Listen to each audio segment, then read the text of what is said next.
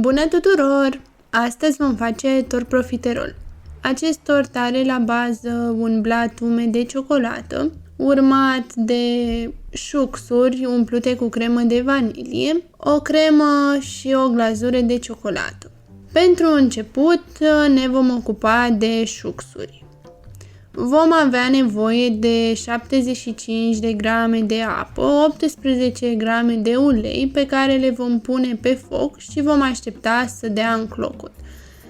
Când acestea dau în clocot, cernem 50 de grame de făină deasupra și începem să amestecăm energic pentru a omogeniza foarte bine.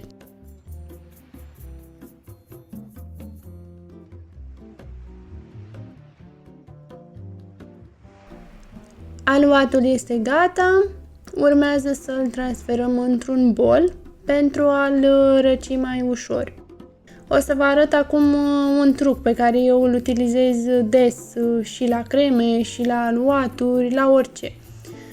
Aluatul, după cum observați, îl întindem de pereții vasului astfel încât el va fi foarte subțire, iar temperatura va scădea mult mai ușor în felul acesta.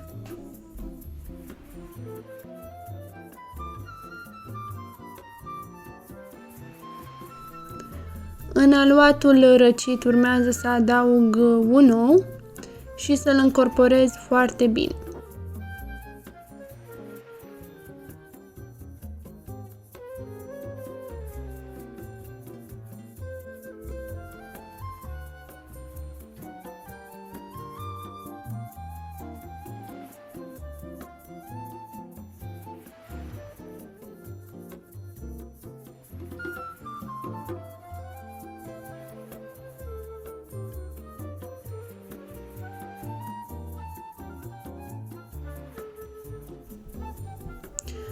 Acest aluat e un pic pretențios, să spun așa, nu știi niciodată cantitatea exactă de ou pe care trebuie să o folosești și trebuie să fii foarte atent la textura lui. Încă este destul de dens aluatul, așa că mai are nevoie de ou. Eu am spart un ou, l-am bătut și urmează să îl adaug treptat. Amestec oul, văd dacă mai e nevoie de adăugat, dacă nu mă opresc.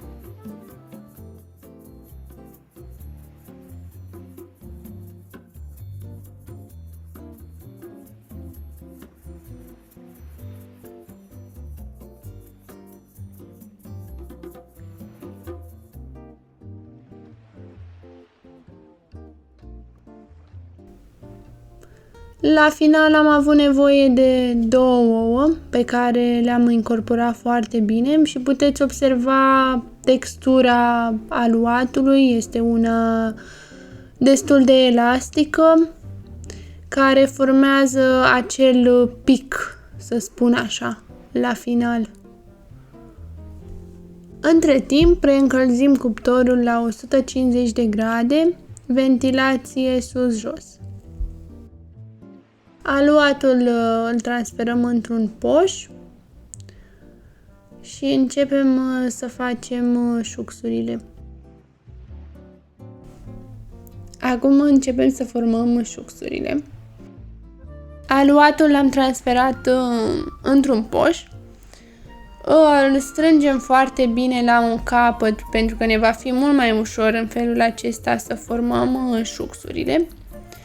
Șuxurile le formăm fie pe o foaie de copt simplă, fie dacă aveți o foaie de silicon specială care are și niște circulețe și astfel o să aveți aceeași dimensiune la șuxuri, dar oricum nu e mustai necesar pentru că nu o să se observe asta în tort.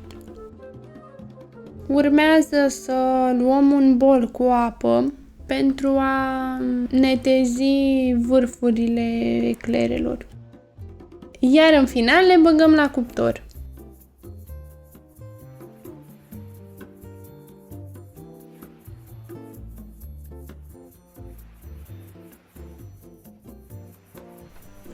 În continuare ne vom ocupa de blatul umed de ciocolată. Pentru început vom sparge un ou și îl vom presăra cu puțină sare. După care vom începe să îl mixăm cu zahărul până capătă o culoare deschisă. Nu este necesar să se dizolve complet zahărul, dar trebuie să ajungem la o culoare deschisă, iar acesta să se umfle puțin.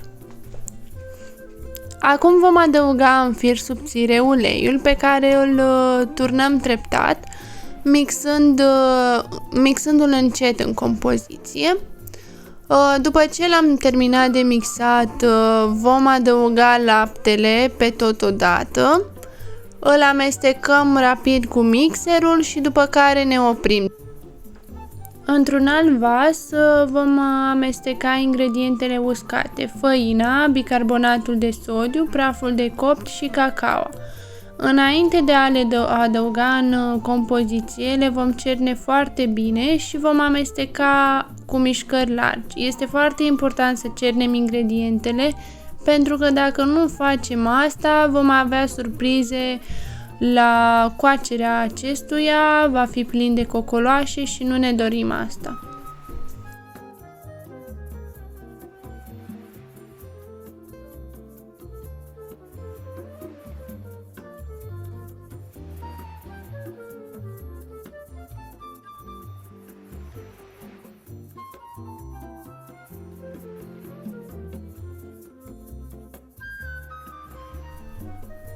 În timp ce amestecăm treptat ingredientele uscate, vom pune pe foc apa care va fi nevoie să clocotească în momentul în care o adăugăm în compoziția noastră. Încercați să adăugați foarte rapid apa și să o amestecați la fel de rapid, pentru că ea fiind fierbinte, în contact cu ingredientele le poate găti destul de mult dacă nu insistăm cu amestecatul. Compoziția rezultată o turnăm într-o tavă cu diametrul de 22 de centimetri, pe care o să o acoperim cu folie de aluminiu și o dăm la cuptorul preîncălzit la 160 de grade pentru 30 de minute sau până când blatul nostru trece testul scobitorii. Eu de fiecare dată utilizez folie de aluminiu deasupra tăvilor mele, deoarece am observat că în felul acesta blatul se coace uniform și crește la fel de tare în orice zonă a tăvii.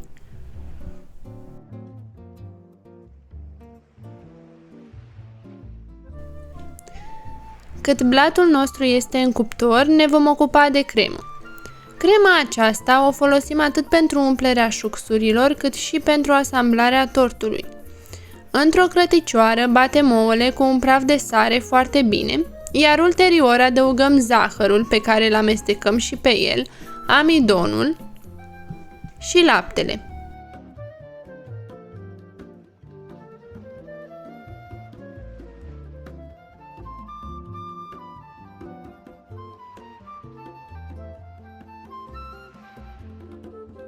Acum dăm compoziția pe foc mic și amestecăm continuu până când aceasta se îngroașă și a ajuns la punctul de fierbere.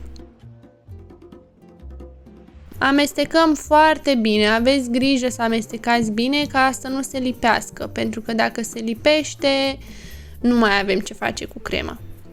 După ce crema arată ca în imagine, adăugăm esența de vanilie și amestecăm bine. Din toată cantitatea de cremă, aproximativ 100 de grame, o amestecăm cu 100 de grame de ciocolată cu lapte și 30 de grame ciocolată neagră amăruie. Baza aceasta de cremă o folosim ulterior pentru asamblarea tortului. Dacă doriți o cremă mai stabilă, atunci puteți adăuga în acest pas 5 grame de gelatină hidratată în 15 grame de apă.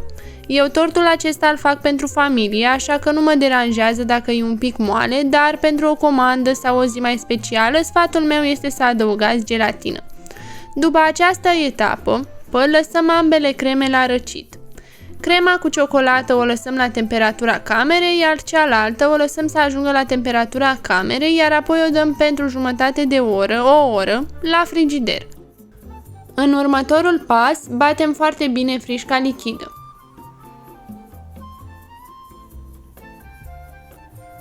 După ce am mixat-o foarte bine, urmează să adăugăm mascarpone. Pe acesta îl mixăm numai cât se omogenizează cu frișca, deoarece există riscul să se taie. Crema de vanilie o adăugăm puțin câte puțin în compoziție până o terminăm de adăugat. În final, cam așa o să arate baza noastră de cremă. Acum urmează, din punctul meu de vedere, cea mai frumoasă etapă, asamblarea tortului. Cu ajutorul unui poș, umplem șuxurile cu cremă de vanilie și le putem da un pic la frigider.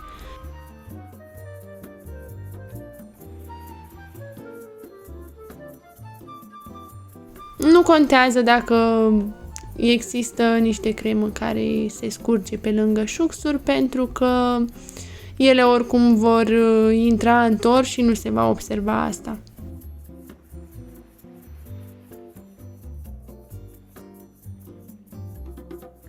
Cam așa arată. Crema rămasă o amestecăm cu crema de ciocolată. Dacă ați ales să adăugați și gelatină, încălziți crema pe baie de abur sau la microunde și ulterior o adăugați în crema de vanilie.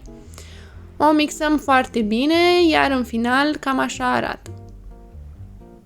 Pentru asamblare începem prin a tăia capacul blatului. Acest blat are o textură umedă, dar dacă vreți îl puteți însiropa cu lapte și Baileys. Cafea, sirop cu apă cu zahăr, este alegerea dumneavoastră. Eu am ales să-l însiropesc cu Baileys și lapte. Amestec Baileys-ul cu lapte și cu ajutorul unei linguri o să încerc să pun pe toată suprafața blatului siropul făcut de mine. Acum pun un inel de tort de jur împrejur pe care îl protejez cu hârtie de copt. Hârtia de copt ne ajută la scoaterea tortului din inel. Peste blatul însiropat punem un strat subțire de cremă de ciocolată. O nivelăm foarte bine și ulterior venim cu stratul de șuxuri umplute cu cremă de vanilie, pe care le așezăm frumos pe tot stratul.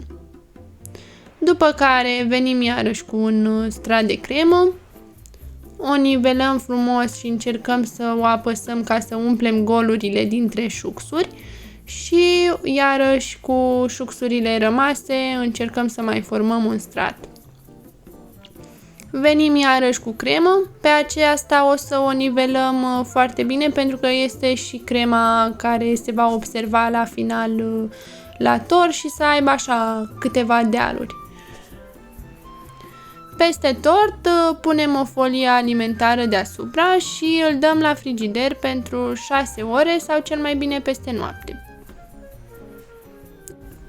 Am scos tortul din frigider, la mine s-a întunecat deja afară, i-am scos inelul, hârtia de copt, iar acum îl nivelez un pic.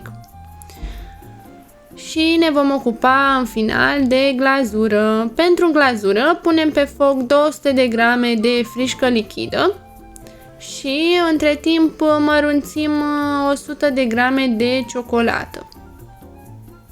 După ce frișca s-a încălzit, adăugăm ciocolata și le amestecăm foarte bine. Glazura obținută, după cum se vede, o turnăm peste tort Cum vedeți în video, încercăm să o dispersăm pe toată suprafața tortului, iar marginile tortului încercăm și pe ele să le acoperim cu glazură. Dacă nu reușim cu spatula, ei bine, ne putem folosi de o racletă, în sensul acesta, cu care vom trage ciocolata de jur împrejur.